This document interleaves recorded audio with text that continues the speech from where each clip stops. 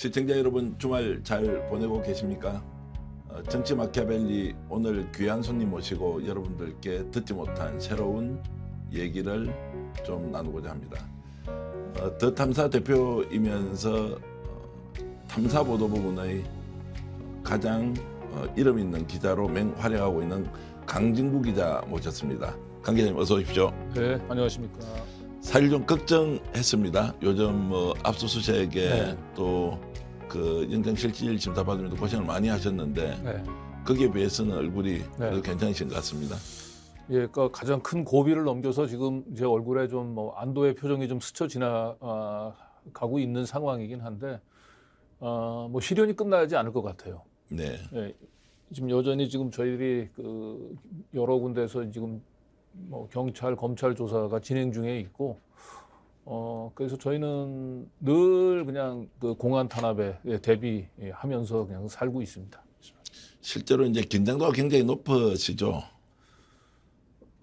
아침에 사실은 집문을 열 때마다 늘 조심스러워요.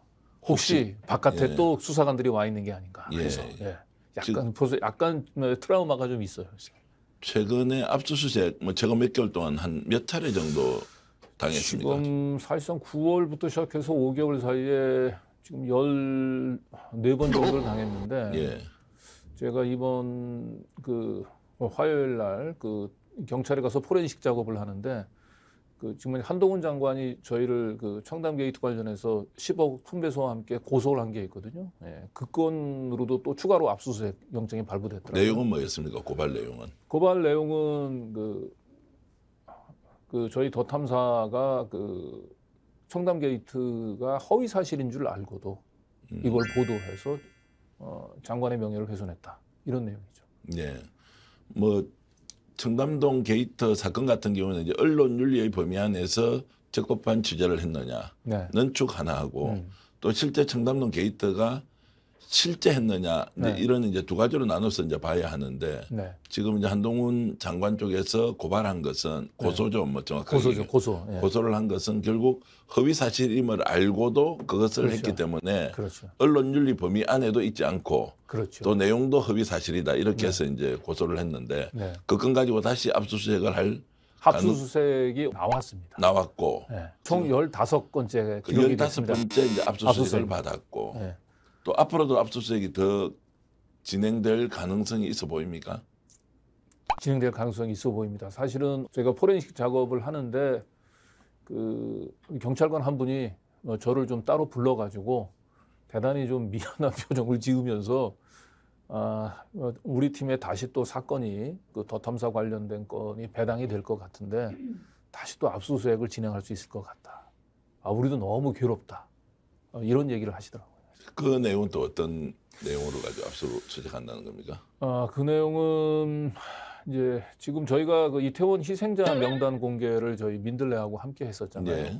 그 부분들과 관련해서 아마 고발이 한 7건 정도 들어온 모양이에요. 누가 고발했는지는 지금 보면 이제 그 보수단체에서 고발을 했는데 보수단체 외에 최근에 다시 뭐 추가로 고발이 들어왔다고 그러면서 그 명단건 결국은 이제 그 개인정보보호법 위반이겠죠. 그래서 그 건으로 서울청의 그 이 반부패 그 공공수사대라고 원래는 사실 우리 사회의 거악을 상대로 수사를 해야 되는 팀들이 사회악을 이제 척결하기 위해서 어쨌든 범죄 사실을 확인하고 수사하고 단죄하고 이렇게 하는 이제 역할의 부서죠. 그래서 그런 그 지금 이 수사팀이 한 장관의 자택을 방문했다고 주거 침입, 장관의 차량을 추적했다고 스토킹, 그리고 이제 최근에는 또 뭐 유족들 동의 없이 명단 공개한 부분들이 개인정보보호법 위반이라고 해가지고 지금 그 팀에서 지금 그 보통 그 거기가 1개, 2개, 3개, 4개가 있는데 한 개에 한 4팀 정도가 있고 4팀이 한 20여 명에서 한 30여 명 정도 되는 거로 알고 있거든요. 그 많은 수사 인력들. 거기는 다 경찰대 아니면 뭐 이렇게 고시 출신들로 정말 경찰에서 초 엘리트들만 있는 곳인데 그곳에 있는 경찰관들이 지금 더 탐사 한 명을 지금 죽이기 위해서 이렇게 지금 몇 개월째 지금 여기 수사에 매달리고 있는 상황이거든요. 왜 이렇게 하는 겁니까? 통상적으로 압수수색이라고 하면 네. 범죄 사실을 입증하기 위한 네. 증거 자료를 모으는 과정이잖아요. 네. 그러면 동일한 사건 또는 비슷한 사건에 네. 집하고 사무실하고 네. 또 개인 휴대폰하고 네. 뭐 이런 거밖에 없는데 네. 15번이나 똑같이 압수수색을 한다. 네. 이게 전례가 없기도 하지만 네. 도대체 어떤 목적으로 이것을 하느냐라는 질문이 나올 수밖에 없거든요. 예. 저도 사실은 왜 이렇게 저희 더 탐사, 15명 정도밖에 안 되는 이 조그만 언론 매체에 이렇게 많은 압수수색과 이렇게 많은 수사 인력들을 동원을 해서 털어야 되는지, 우리가 뭘 그렇게 큰 죄를 저질렀는지 저희도 사실은 거꾸로 묻고 싶어요. 근데 네. 이번에 제가 한동훈 장관 이제 자택 침입과 관련해서 뭐 구속 영장까지 제가 청구가 돼서 영장 실질 심사까지 받았지 않습니까? 재판부에 제시한 최후 진술서에서 카프카의 심판에 나오는 K가 된 심정이라고 하는 걸로 제 심정을 대변했었는데, 카프카의 K가 어느 날 갑자기 일어나 보니까 자기는 뭘 잘못했는지 모르겠는데 갑자기 체포가 돼서 끌려가서 조사를 받게 되고 이제 그러면서 이제 소송에 휘말리는데, 그 소송에서 벗어나기 위해서 몸부림치면 몸부림칠수록 점점 더 깊은 수렁에 빠져들어가요. 그 수렁에서 빠질 수 있는 방법은 그냥 유죄를 인정하는 것밖에는 방법이 없어요. 그래서 지금 저희가 비슷하거든요. 어느 날 갑자기 기자가 장관의 와 관련된 청담 게이트와 관련된 제보를 입수하고 차량을 추적을 하다가 갑자기 스토킹 범죄자로 차량을 추적한 후배 기자가 신고가 됐어요. 이거 느닷없는 일이잖아요. 아니, 기자가 고위공직자의 차량을 추적을 했는데 그걸 스토킹 범죄자로, 그것도 2,000명이 넘는 검사에 대해서 인사권과 수사권을 가지고 있는 법무장관이 고작 기자가 자신의 차량을 쫓는다고 공포심과 불안감을 난다라고 하는 게 상식적으로 말이 안 되잖아요. 기자가 차량을 쫓는다고 얘기한다면 왜 도대체 나한테 뭘 묻고 싶어서 그런지 그렇게 물어보서 또 기자가 의혹을 얘기하면 거기 해명을 하면 될 일이잖아요. 근데 그걸 자기 차량을 쫓았던 사람이 기자임을 알고도 계속 스토킹 범죄자로 신고하고, 그 스토킹 범죄로 신고해서 압수수색까지 나오고, 이런 어처구니 없는 사태에 대해서 법무장관은 어떻게 생각하는지 한번 물어보려고 자택에 방문했더니 자택 방문한 걸 주거 침입죄로 내몰고, 심지어는 이제 기자에 대해서 구속영장까지 청구하고, 그러니까 점점 더 저희 더 탐사가 이 헤어나올 수 없는 수렁 속에 지금 빠져 들어간 거예요. 그래서 저는 카프카 K가 얘기를 하지만 그 소송에서 무죄를 구하거나 아니면 그 소송에서 승리하려고 전략을 짜면 안 된다.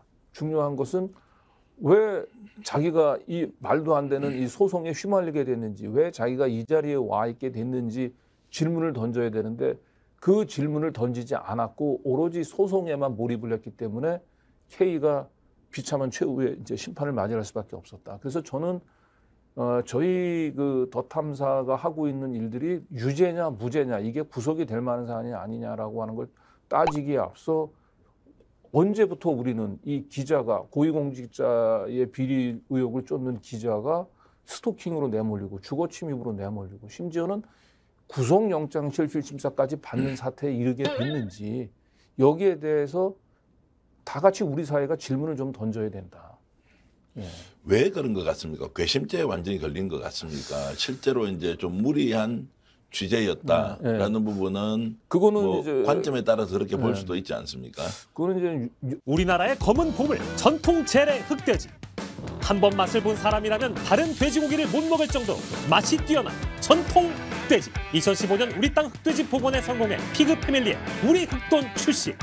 국민의 건강을 위해 전통의 맛을 담고 있는 무항생제로 자란 우리 흑돈이 스픽스에서 지혜로운 소비자를 만납니다. 소중한 사람에게 드리는 특별한 선물, 우리 흑돈. 셀럽이 검증하고 자신있게 추천합니다. 우리 흑돈 선물 세트, 스픽스몰에서 확인해보세요. 윤석열 그다음에 이제 대통령과 한동훈 장관이 사실 답변을 해야 되는 일이고 사실 저희는 왜 그러는지 모르겠는데 막연히 좀 생각을 하자면 그런 것 같아요. 지금 잘 아시겠지만은 윤석열 그 정부가 출범하고 난 뒤에 사실은 이제 불편한 보도를 하는 언론들이 대부분 다 사라졌죠. 네. 윤비어천가 또 뭐 검비어천가를 얘기하는 가운데서 그 윤석열 한동훈 정권의 굉장히 아킬레스건이라고 일컬어지는 굉장히 치명적인 비리들을 저희 더 탐사가 아주 집요하게 추적을 했죠. 사실은 그동안에. 그러니까 어떻게 보면 이 정권의 눈에 가시 같은 존재였으리라고 봐요.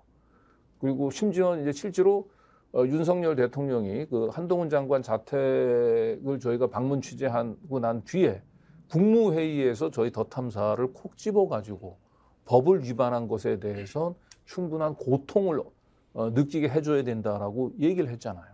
그리고 난 뒤에 진짜 무자비한 압수수색이 시작이 됐거든요. 그러니까 그 불편한 언론에 대한 찍어내기 그리고 불편한 언론에 대해서 엄청난 수사력을 동원을 하면서 진압을 하는 것을 통해서 다른 언론들이 심리적으로 위축이 되지 않겠습니까? 그런 공포감을 전체 언론에 대해서 불편한 보도를 하지 못하도록 공포감을 심어주는 이런 효과들. 이런 것들 전반을 좀 노리고 있는 게 아닌가. 결국 더 탐사에 대한 이제 압수수색 또는 네. 이제 수사 지속 구속영장 청구 일련의 과정들이 네. 탐사에 대한 고통을 주는 것도 있지만 그렇죠. 실제로 다른 언론들에게 재갈을 물리는 효과도 충분히 거두고 있다. 더 탐사 효과라고 볼 수 있겠죠. 어떤 언론이든 이제 윤석열 한동훈 정권의 굉장히 아킬레스건을 취재를 할 때 보면 그 영장 심사를 받고 수갑을 찬 더 탐사의 강진구의 모습들을 떠올리지 않을 수 없지 않습니까? 네. 그 대학에서 사회학 전공하셨고 경향신문 기자 생활 오래 하셨고 또 정론직필을 뭐 몸소 실천한 분으로 이렇게 평가받고 있는데 이제 그런 면에서 더 탐사 대표나 기자가 아니라 윤석열 지금 대통령이 하고 있는 행태 그러면서도 끊임없이 법치, 공정, 자유 그 속에는 언론의 자유도 포함되어 있지 않겠습니까? 그렇습니다. 이런 것들을 계속 국민들에게 알리고 있지 않습니까? 이런 부분에 대해서는 어떤 생각이 드십니까? 법치, 공정, 자유에 대한 강조가 늘 이제 이어지고 있거든요. 어떻게 보십니까?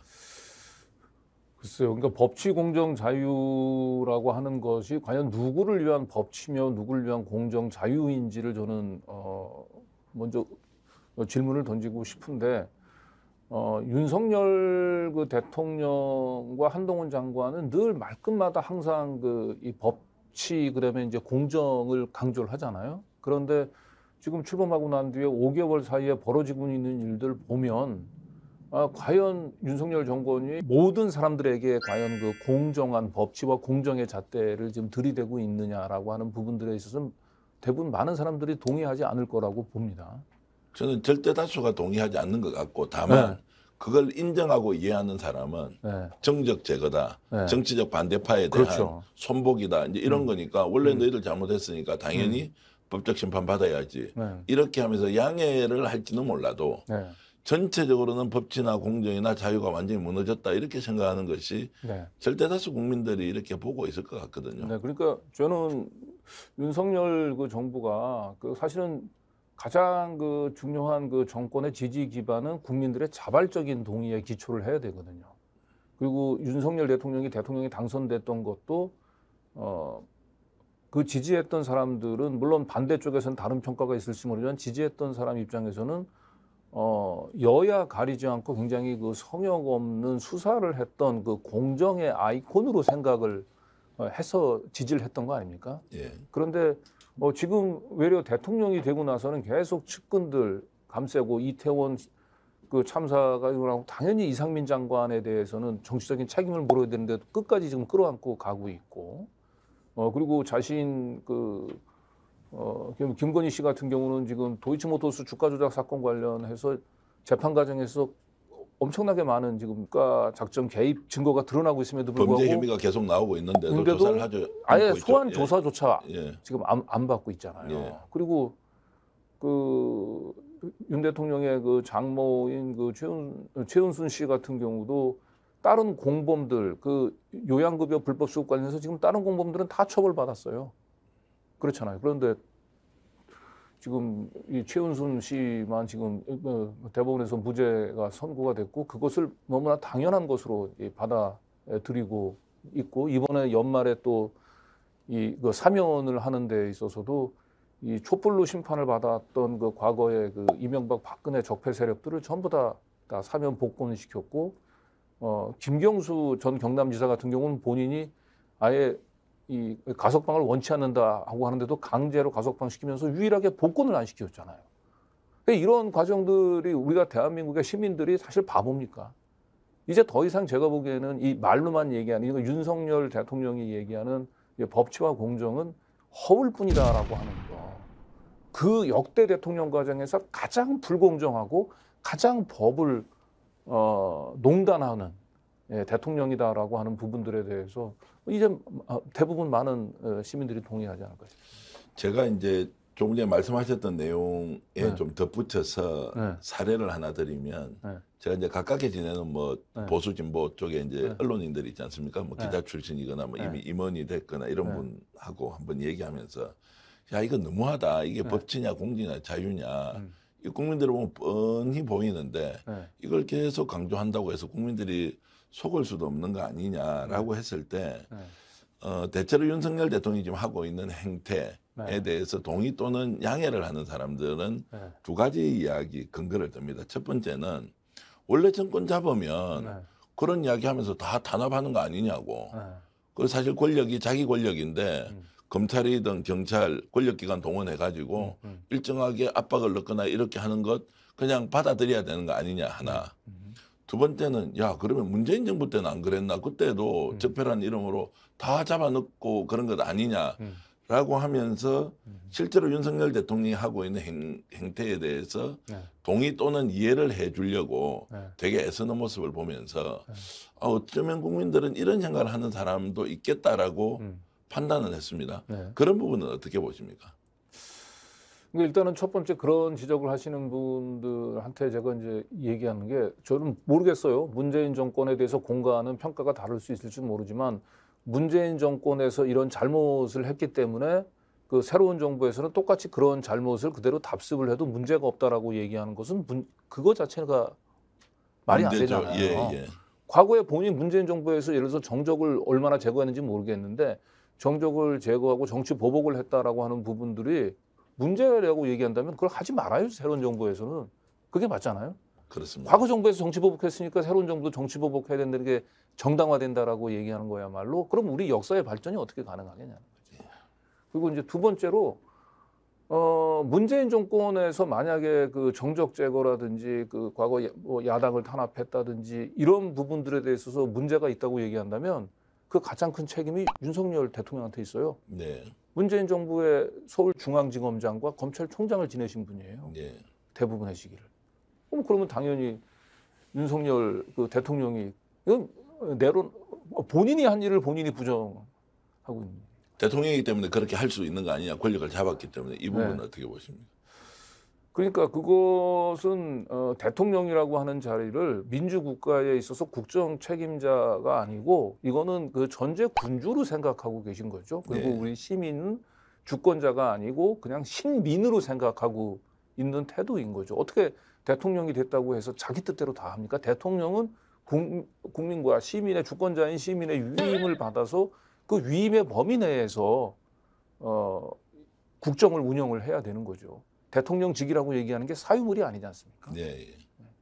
제가 이제 이 질문을 드리고 이제 답변을 받으면서 이런 생각이 듭니다. 지금 현재 우리나라 언론이 윤석열 대통령이 하고 있는 여러 가지 국정 운영의 방식, 또 국민을 대하는 태도, 또 실제로 구체적인 그 권력기관 동원과 관련된 부분에 적극적으로 비판하고 바로잡아줘야 하는 의무가 있음에도 불구하고 언론이 다 눈을 감고 있단 말이에요. 그러면서 그렇죠. 아까 말씀드렸던 한 두 가지 이유. 대통령이 권력을 잡았으니 전 정권도 이렇게 했으니 이런 논리가 마치 타당한 것처럼 하지만 말씀하신 대로 권력은 절제되어야 하고 윤석열 대통령은 대통령으로서 자기 문제에 더욱더 엄격해야 하고 타인을 어떻게 다룰 때는 그렇죠. 더욱더 타인의 위치에서 이 문제를 어떻게 바라볼 것이냐.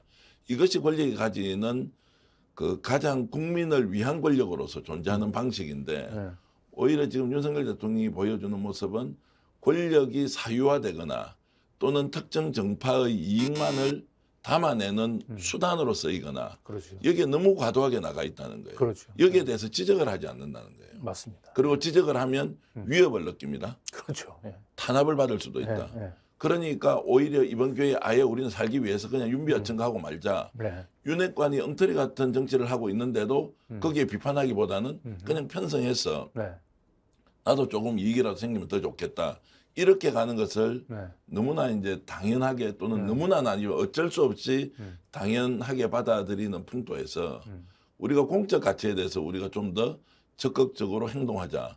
이를 말할 자격이 이제 기성세대부터 없어져 버리는 그렇죠. 이런 이제 악순환을 대통령이 만들고 있다. 이제 이런 좀 네. 말씀을 드리고 싶어서 네네. 제가 질문을 했고요. 네. 어찌됐든 이제 지금 그런 과정에서 더 탐사가 타겟이 되어서 가장 혹독한 이제 실행기를 겪고 있지 않습니까? 네, 네. 그럼 앞으로 탐사에 대해서 이제 한동훈 장관이나 윤석열 정부에서는 어떻게 지금 좀 갈 것으로 예상을 합니까?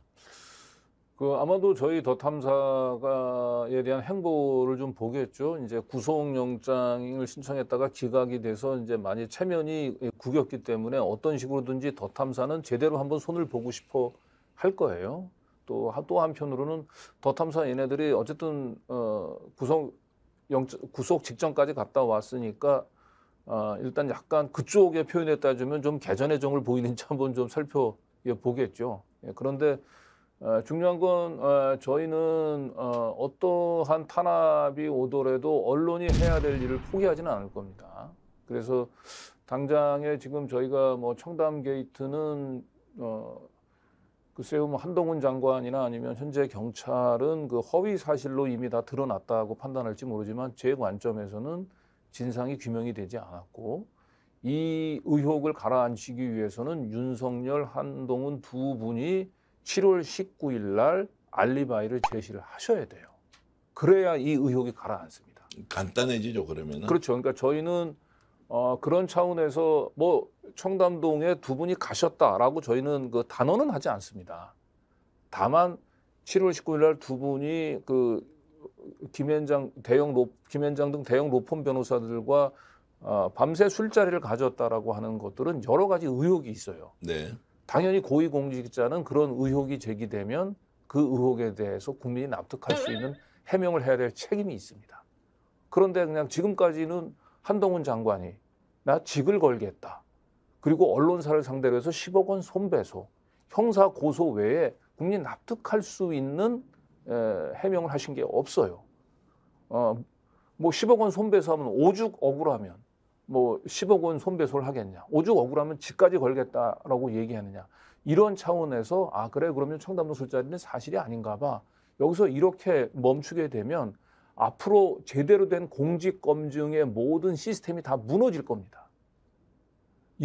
설령 저희가 봤을 때는 청담동 술자리에 두 분이 갔는지 안 갔는지는 둘째고요.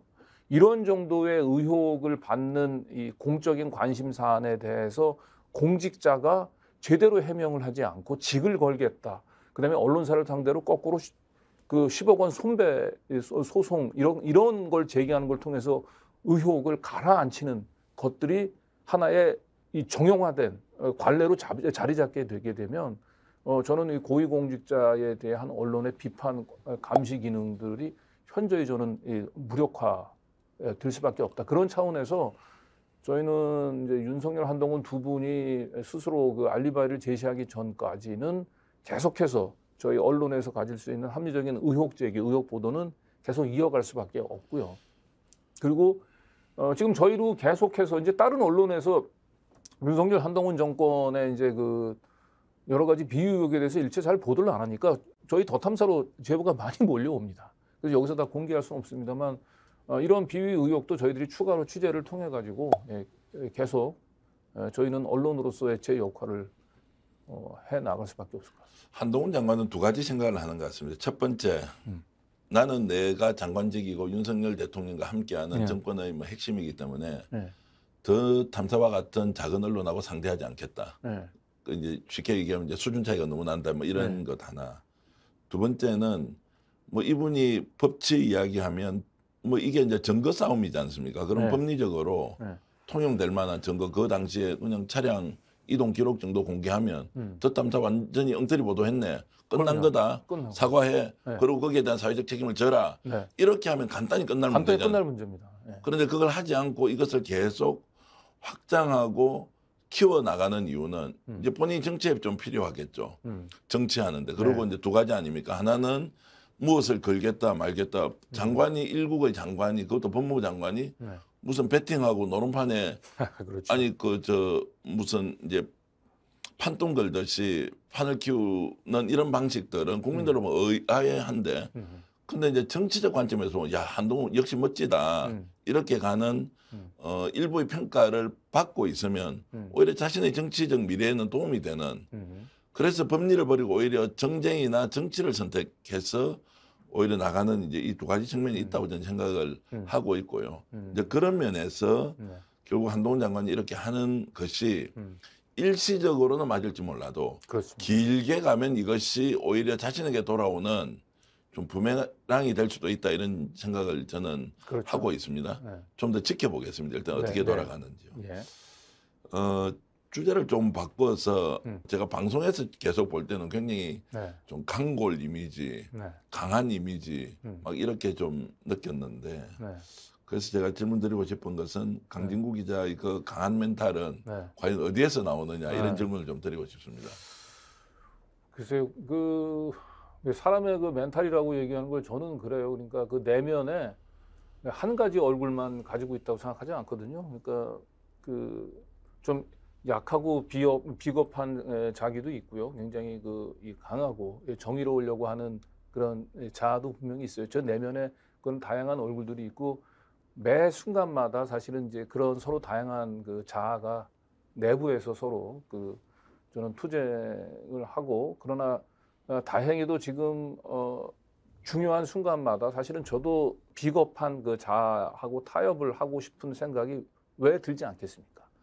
단적으로 사실은 저가 얼마나 사람 마음이 간사했는지를 이번에 이제 구속영장 실질심사를 하면서 알게 됐는데 원래 영장 실질심사를 하기 하루 전날 이제 저하고 저희 더 탐사에는 최영민 감독 두 사람이 이제 같이 받았잖아요. 그래서 제가 이제 영장 실질심사 가기 전에는 제가 최 감독한테 그랬습니다. 우리 두 사람이 한꺼번에 가면 더 탐사가 큰 타격이 오니까 둘 중에 한 명은 무조건 살아남아야 된다. 당신은 무조건 비굴하더라도 살아남는 모드로 가라. 나는 상황을 보면 그냥 판사하고 상황이 그러면 그냥 구속될 각오를 하고 내가 난 할 말 하고 그냥 들어가 있겠다라고 얘기를 했어요.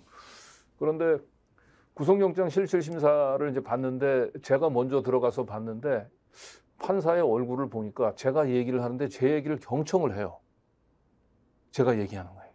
그러니까 욕심이 생기는 거예요. 그러니까 여기서 내가 구속을 각오하고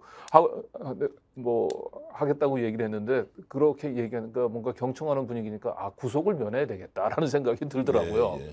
그래서 굉장히 진지하게 한 3시간 반 정도 보통은 한 구속영장 심심은 길어도 한 30분을 넘기지 않는데 3시간 반을 판사를 저는 설득을 했죠.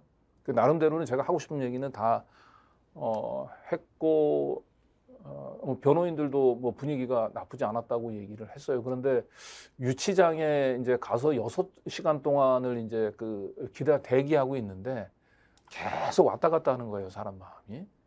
그래서 제가 사람 마음이 제가 간사하다라고 얘기하는 게 2명 중에 이제 한 명은 살아야 된다라고 얘기를 하고 최 감독 당신이 살아라 이렇게 얘기를 했는데 유치장에 가서 한 6시간 동안 이렇게 이 관복으로 받고 있고 거기서 이렇게 누워 있으려고 얘기를 하니까 2명 중에 한 명이 살아나가야 된다면 내가 살아나가야 되겠다. 네. 내가 살아나가서 우리 최 감독 옥바라지를 내가 해야 되겠다. 이런 사람 마음이 들더라니까요. 그러니까 제가 이 얘기를 하는 건 뭐냐면 너는 늘 한결같은 제 강한 멘탈을 가지고 있는 사람은 아닙니다.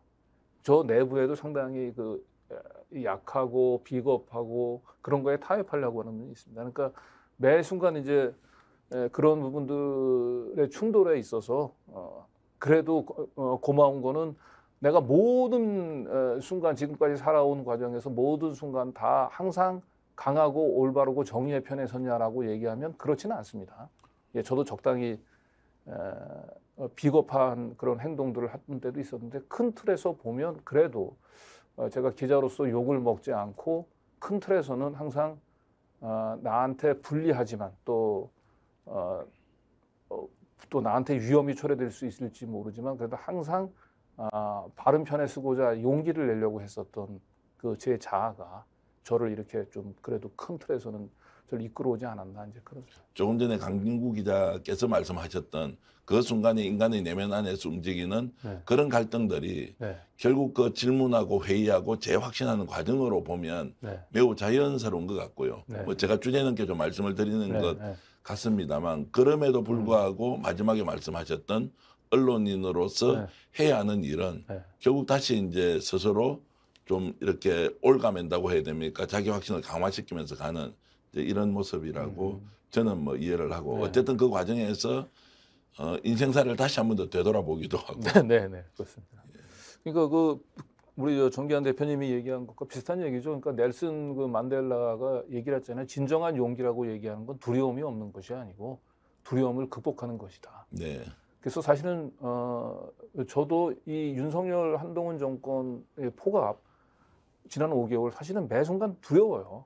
매 순간 두렵긴 하지만 그 두려움의 굴복을 하는 것 자체가 더 큰 절망이기 때문에 결국 그 두려움을 극복을 하자라고 항상 매 순간 용기를 내고 있는 거죠.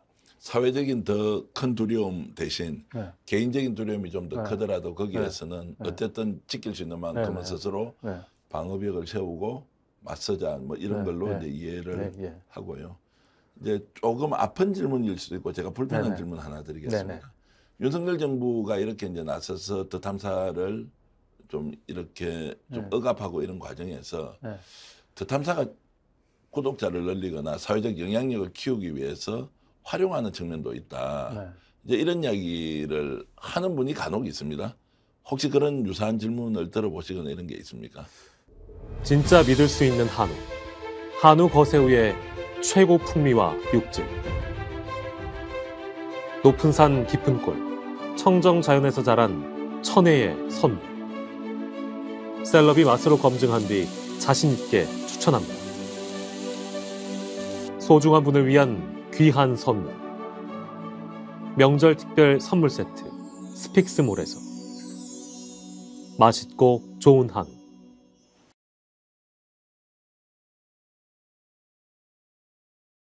실제로 이번에 영장실질심사 과정에서 검사분이 그렇게 얘기를 했어요. 아, 그래요? 네, 이번에 우리가 한동훈 장관의 그 자택을 방문해서 라이브로 생중계를 한 것을 해서 슈퍼챗을 500만 원 정도 받았고, 네. 그리고 그 이번에 그 경찰의 압수수색에 대해서 이제 시민들과 연대해서 우리가 한 7시간 동안을 결국 방어해 냈는데 그 7시간 동안 뭐 슈퍼챗을 한 2천만 원 정도 받아냈다. 결국은 다 이런 것들이 결국은 그 더 많은 그러니까 돈벌이들을 위한 연출이다, 의도된 행동이다 이런 식으로 그 이제 검사가 얘기를 했는데 아무리 돈벌이가 그 좋아도 그렇지 이 경찰의 압수수색을 고작 뭐 500만 원, 2천만 원 벌자고 그 구속을 각오하고 그 다음에 그 압수수색에 맞서가지고 그렇게 시민들과 싸우고 하는 것들이 그 모 눈에는 뭐밖에 안 보인다라고 얘기를 하지 않습니까? 예. 그러니까 이 윤석열 한동훈 정권에 있어서 언론으로서의 기본을 지킨다라고 하는 것 자체가 얼마나 힘든 일인지를 사실 더 탐사가 당하고 있는 것에 상징적으로 보여주고 있는 건데 그것을 그들은 더 탐사가 이 정권의 무도한 폭력의 민낯을 보여주기 위한 것 그리고 취재원에 대해서 자유로이 접근해서 국민의 알 권리를 충족시켜야 되는 언론의 사명 그대로를 날 것으로 보여주자라고 얘기했던 저희 더 탐사의 이 정신과 진심을 이 돈벌이로밖에 보이지 않는 것은 저희가 문제가 있는 게 아니고 검사의 생각에 문제가 있는 게 아닌가. 네, 그런 방향으로 이제 몰고 가서 결국엔 돈벌이 수단으로 네. 생방이든 또는 이제 주거 침입죄로 올가미를 더 씌웠던 이런 것들이 그냥 돈 벌려고 하는 행위다라고 하면서 이제 굉장히 그 행위가 가지고 있는 정당성을 아예 이제 그렇죠. 훼손해버리고. 그리고 한동훈 장관의 이제 그 10억 손배소에서도 똑같은 논리가 나오거든요. 예. 그러니까 청담 게이트는 처음서부터 허위 사실인 줄 알고도 이걸 배포해서 사람들의 이목을 끌고 이걸 통해서 많은 이 수익을 창출하려고 하는 그 돈벌이 수단으로 사실은 이걸 이용을 했다 이렇게 얘기를 하거든요. 그런데 상식적으로 생각해 보십시오. 그 대통령과 법무장관을 상대로 의혹을 제기하는데 돈 몇 푼 벌자고 허위 사실인 줄 알고도 그거를 보도하는 그런 그 사람이 대체 누가 있겠습니까? 그래서 이제 저는 이제 이런 질문을 했던 이제 또는 하고 있는 분들에게 좀 말씀을 드리고 싶은 것이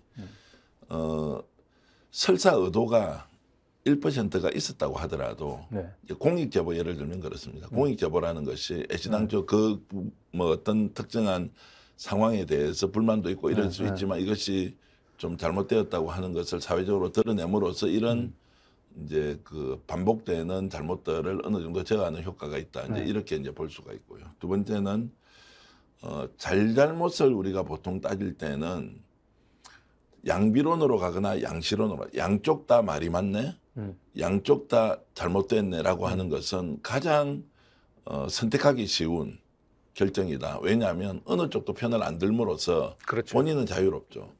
근데 정말로 잘잘못을 따져야 되는 사람은 저울 위에 똑같은 잘못을 올려놓고 0.1g의 차이가 나는 것도 그렇습니다. 분별해서 맞습니다. 더 잘못된 것을 개선하려고 선언하지 않으면 우리는 역사적 발전이나 사회적 개선이나 개인의 발전은 있을 수가 없다. 그렇습니다. 그래서 우리가 어떤 잘못을 인지했을 때 그 잘못에도 정확하게 잘못을 따질 수 있는 자기만의 객관적인 잣대를 가지고 0.1g의 차이라도 우리가 분별해내야 한다.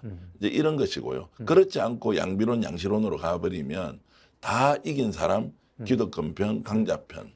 이제 이렇게 이제 결론이 난다는 것은 제가 배운 이제 좀 세상의 이치이기도 하고요. 네, 지금 이제 전 대표님께서 얘기한 것처럼 사실은 이번에 한동훈 장관 자택 방문한 것에 대해서 그 취재 윤리 차원에서 많은 비판이 있었죠. 예, 그리고 더 탐사가 모든 면에서 다 옳다 이런 생각은 하지는 않습니다. 그러니까 뭐 휴일날 그 가족이 있는 장관 집에 그 생중계 라이브를 해가면서까지 그 취재 영상을 굳이 보여줄 필요가 있었겠냐라고 하는 그거는 좀 취재 윤리 차원에서 비판받을 측면이 있다라고 하는 것에 대해서 이번 그 구속영장 실질 심사를 받는 과정에서도 제가 그 부분들에 대해서 지적이 있을 수 있고 그분들은 우리가 돌아볼 수 있는 측면은 분명히 있긴 있다. 그런데 더 중요한 것은 어떤 비위 의혹을 받고 있는 고위 공직자가 문자나 전화를 받지도 않고 공보관을 통해서 질문을 해도 답변이 오지 않고 등록된 기자가 아니면 법무부를 가서 질문할 수도 없어서 국회 상임위 일정에 맞춰서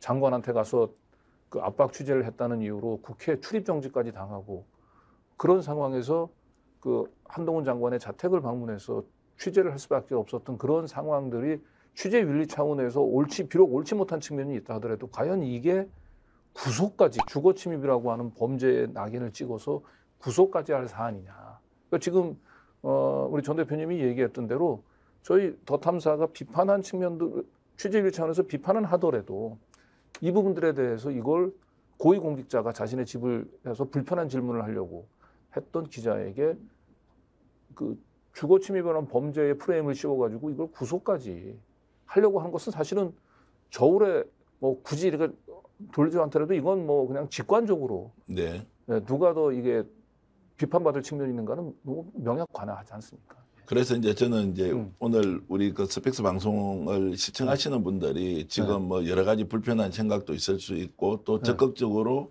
우리 강 기자님의 활동에 대해서 뭐 동의하고 또 이렇게 적극적으로 지지하는 분도 계실 텐데 어찌됐든 이 사안을 비교적 제3자의 관점에서 균형 있게 봐야 하지 맞습니다. 더 탐사가 특정한 목적으로 무엇을 한다거나 이렇게 하는 것은 과도하다.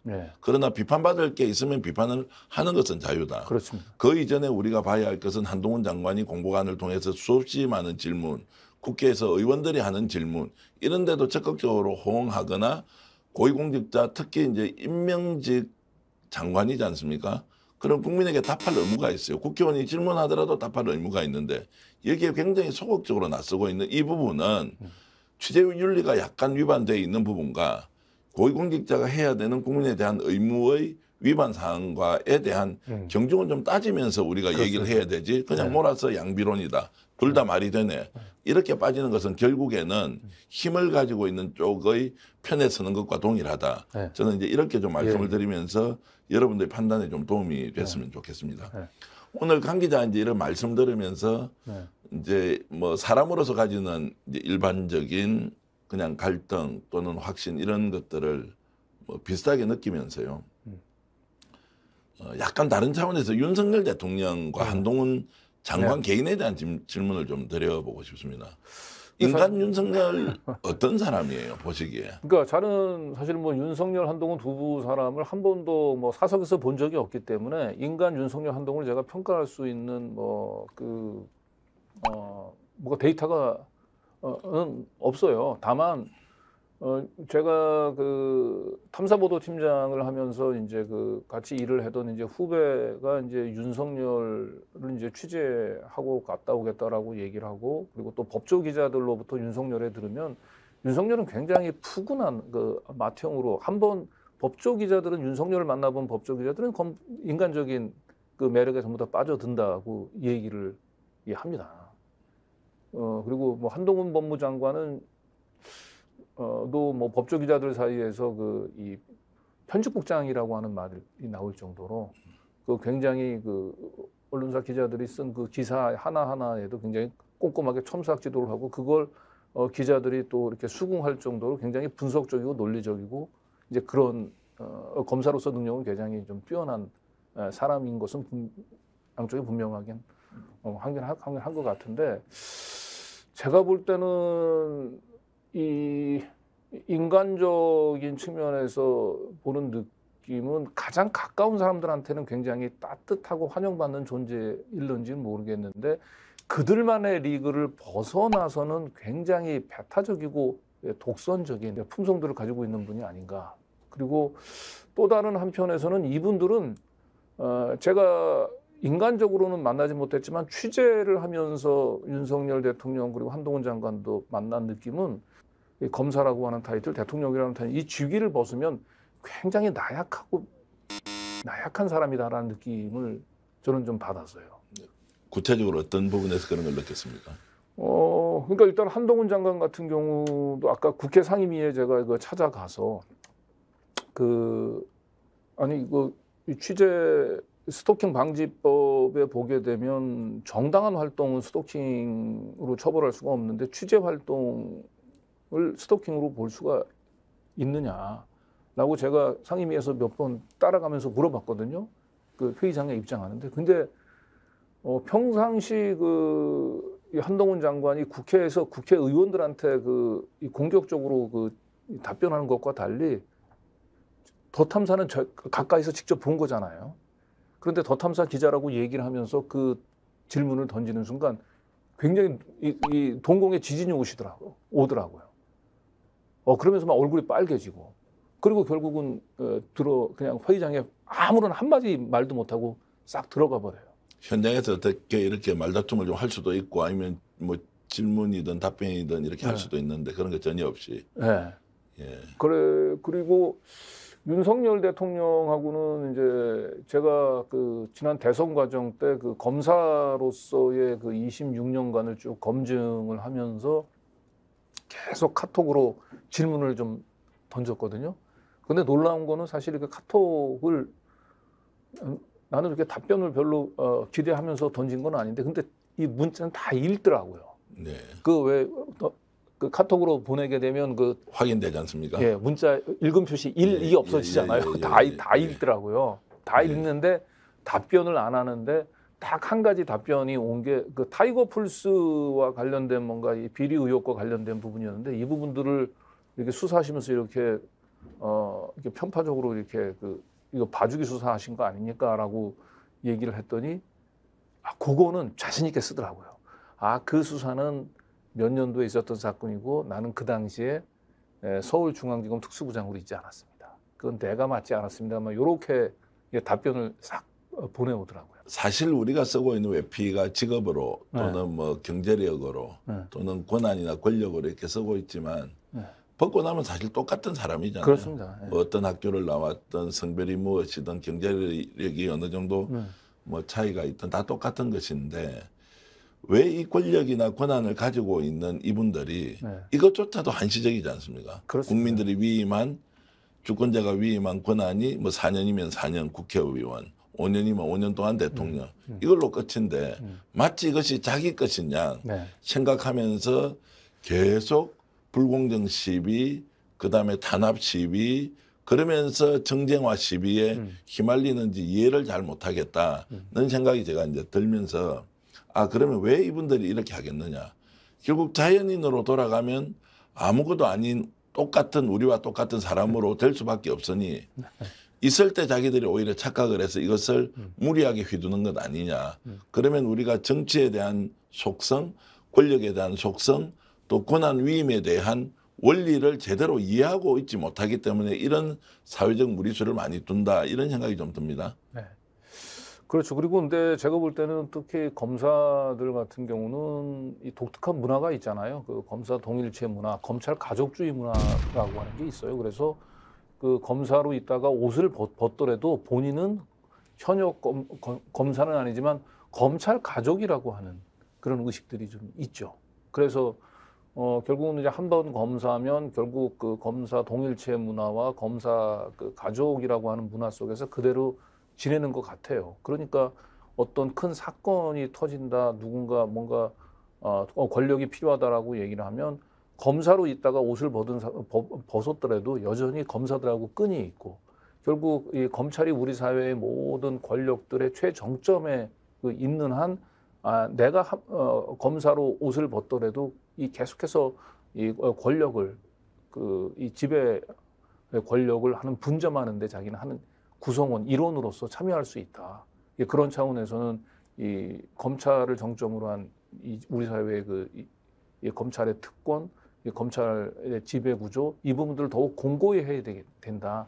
이런 생각들이 현역 검사들이나 아니면 그 검찰 출신 뭐 정치인이라든지 아니면 뭐 이 전관 변호사들에게 다 공통적으로 작용하고 있는 게 아닌가? 실제 그렇게 갈 수 있을 것 같습니까?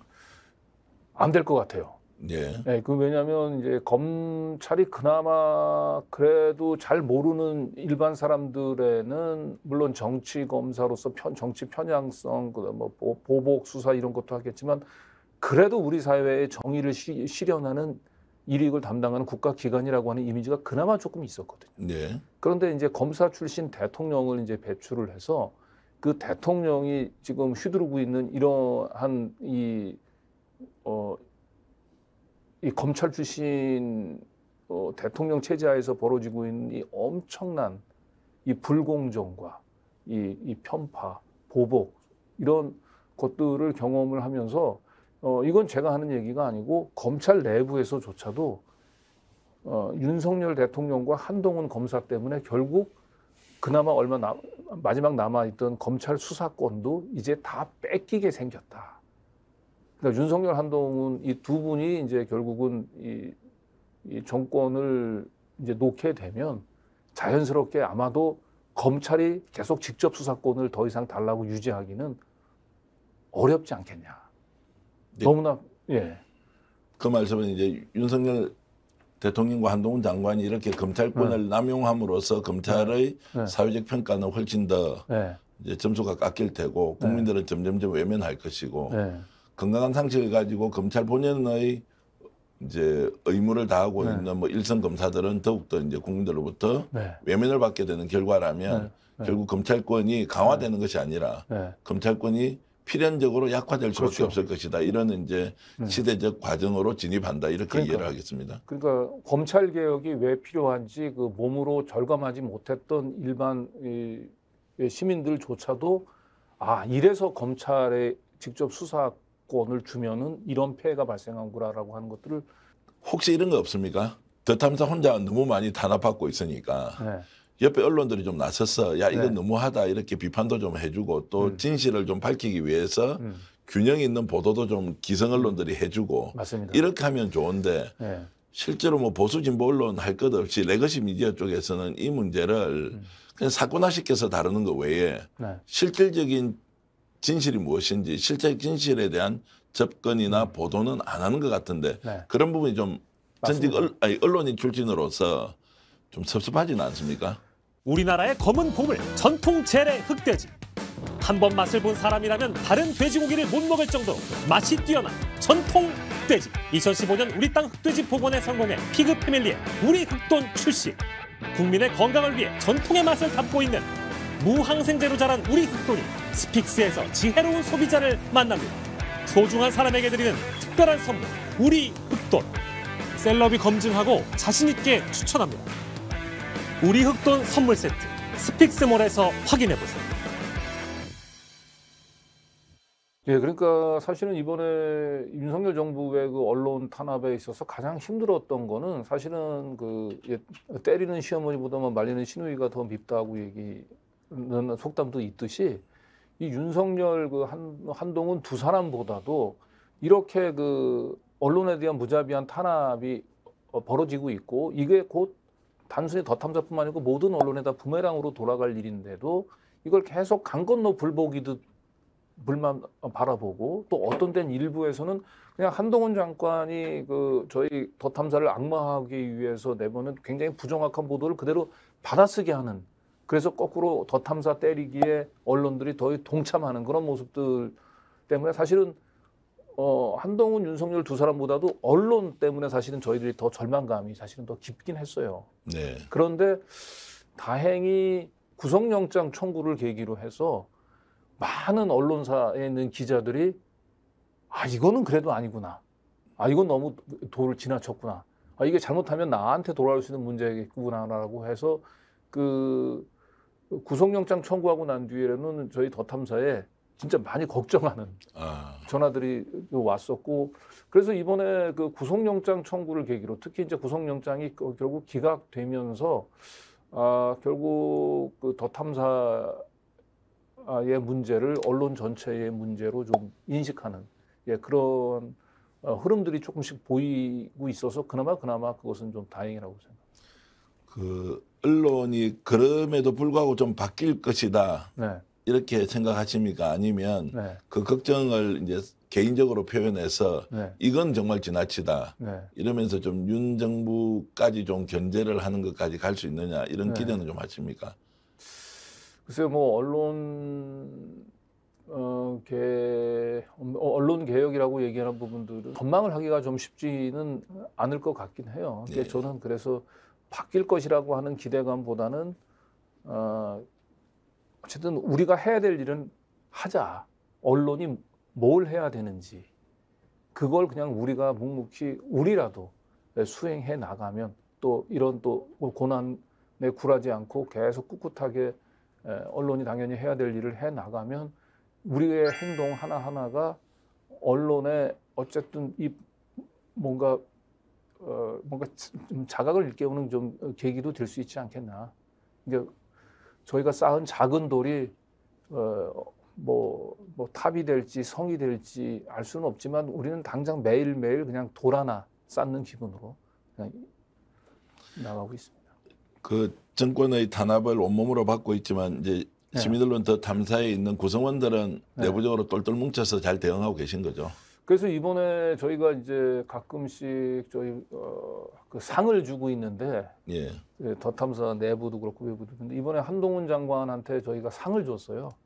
그 애사심 고치상이라고. 예.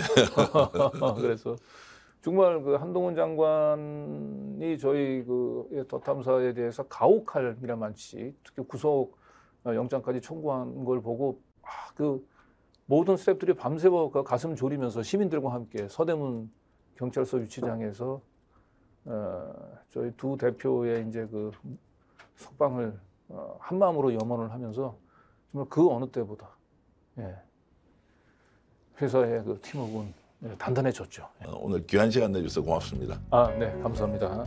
저는 오늘 이 방송을 보시는 시청자 여러분께 좀 부탁 하나 드리겠습니다. 예단과 편견이 있었다고 하더라도 오늘 강진구 기자 말씀을 통해서 우리가 어떤 기준으로 상황을 인식하고 또 어떻게 판단해야 될지 여러분들이 지금 시민언론 더 탐사를 중심으로 챙기고 있는 일련의 사건들이 여러분들이 윤석열 정부 한동훈 장관을 평가하는데 좋은 사례가 되었으면 좋겠습니다.